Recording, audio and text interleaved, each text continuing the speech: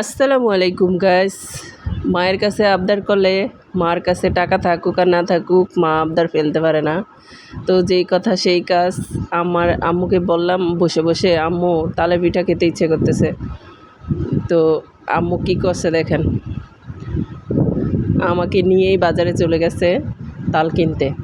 এখন মা মেয়ে দুইজনে মিলে হাঁটতে হাঁটতে চলে গেলাম তাল কিনতে তালতলা বাজারে। তালতলা বাজারে গিয়ে তাল কিনে আনলাম। তো এত দাম তালের, এই একটা তাল কিনলাম 120 টাকা। 30 টাকা চাইছে, তো আমার আম্মু 20 টাকা দিয়েছে। তো কালো তালগুলো আবার মিষ্টি হয়, সেজন্য কালো তালগুলাই নিলাম। তো তাল কিনতে কিনতে মা মেয়ে দুইজনে দোকানদারের সাথে তর্কাতর্কি করতেছিলাম যে এই তালটা 120 টাকা হয় কিভাবে। তারপরে কি করব, মার কাছে আবদার করলাম, মা 120 টাকা দিয়ে তালটা কিনে নিয়ে আসলো। তো বাসায় আসা ফলের দোকানে অনেকগুলা ফলমূল দেখতে খুব সুন্দর লাগতেছিল, তাই ধারণ করে নিলাম। তো দেখেন আমার আম্মু ওই যে কসকসা নোটগুলা দিয়ে দিতেছে, 20 টাকার নতুন নোট দোকানদারকে দিয়ে দিতেছে।